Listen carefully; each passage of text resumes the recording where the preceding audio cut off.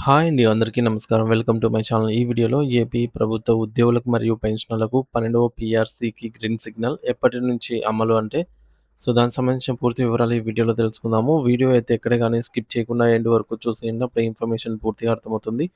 అలాగే వీడియో చూస్తున్న ప్రతి ఒక్కరు లైక్ చేయండి ఫ్రెండ్స్. ఈ వీడియోని తోటి ఉద్యోగ, పెన్షనర్ మిత్రులతో అయితే షేర్ చేయండి. కొత్తగా మన ఛానల్‌ని చూస్తున్నవారు ఇంకా ఎవరైనా సబ్స్క్రైబ్ చేసుకోకపోతే వెంటనే మన ఛానల్‌ని అయితే సబ్స్క్రైబ్ చేసుకోండి.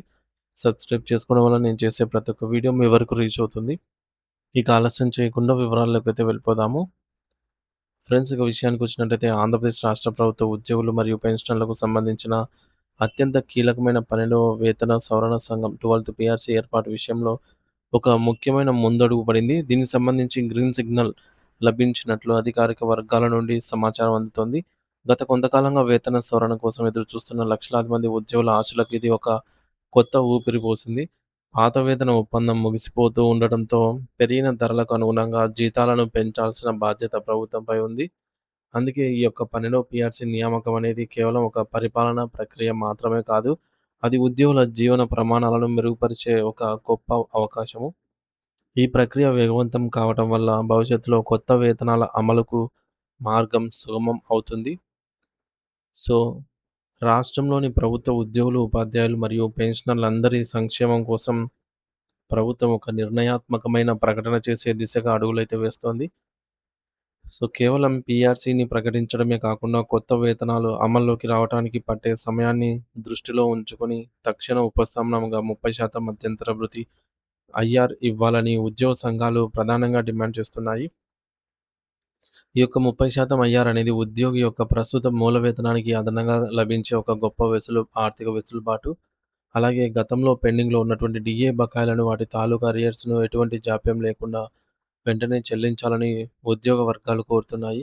ధరల పెరుగుదల దృష్ట్యా ఈ బకాయిల చెల్లింపనేది ఉద్యోగుల ఆర్థిక అవసరాలకు ఎంతో తోడ్పడుతుంది. ప్రస్తుతం రాష్ట్ర వ్యాప్తంగా ఉద్యోగులు మరియు పెన్షనర్లు తమ హక్కుల సాధన కోసం నిర్వహిస్తున్న ధర్నాలు, ఆందోళనలకు మేము పూర్తి స్థాయిలో సంఘీభావం ప్రకటిస్తున్నాము. ఉద్యోగుల డిమాండ్లు కేవలం కోరికలు మాత్రమే కావు. అవి వారి కష్టార్జితానికి సంబంధించిన హక్కులు. ముఖ్యంగా ఉద్యోగుల ఖాతాల్లో ఉండాల్సిన జీపీఎఫ్ నిధులు, ఏపీజీఎల్ఐ పాలసీ డబ్బు మరియు రిటైర్మెంట్ సమయంలో వచ్చే లీవ్ ఎన్‌క్యాష్‌మెంట్ బకాయిలను ప్రభుత్వం వెంటనే విడుదల చేయాలి. ఈ నిధులు ఉద్యోగులు తమ అత్యవసర అవసరాల కోసం, పిల్లల పెళ్ళిళ్ళు లేదా చదువుల కోసం దాచుకున్న సొమ్ము. మరి వీటిని సకాలంలో చెల్లించకపోవడం వల్ల చాలా కుటుంబాలు ఆర్థిక ఇబ్బందుల్లో కూరుకుపోతున్నాయి. మరొక అత్యంత మానవీయమైన డిమాండ్ ఏమిటంటే, ఒక ప్రభుత్వ ఉద్యోగి 30-35 ఏళ్ల పాటు ఈ మేరకు నిరంతరాయంగా సేవలందించి పదవీ విరమణ చేసిన రోజునే వారికి రావాల్సిన అన్ని రకాల రిటైర్మెంట్ బెనిఫిట్స్ వారి చేతికి అందేలాగా చూడాలి. రిటైర్మెంట్ తర్వాత కూడా ఆఫీసుల చుట్టూ, ట్రెజరీల చుట్టూ తిరగడం అనేది ఆ వృద్ధ ఉద్యోగులకు చేసే అవమానం వంటిది. అందుకే రిటైర్ అయిన రోజే అన్ని బకాయిల చెల్లింపనే నిబంధనను ప్రభుత్వం యుద్ధ ప్రాతిపదికన అమలు చేయాలి. ఇలా చేయడం వల్ల రిటైర్డ్ ఉద్యోగులకు తమ వృద్ధాప్యంలో ఒక భరోసా మరియు ఆత్మగౌరవం లభిస్తాయి. నిజానికి ఇప్పటి వరకు ప్రభుత్వం కొన్ని పాత ఆర్థిక బకాయిలను మాత్రమే చెల్లిస్తూ వస్తోంది. కానీ ఇది ఒక తాత్కాలిక ఉపశమనం మాత్రమే. ఉద్యోగులు ఆశిస్తున్న అసలు విషయం 12 పీఆర్సీ కమిటీ నియమించడం మరియు మధ్యంతర భృతిని ప్రకటించడం.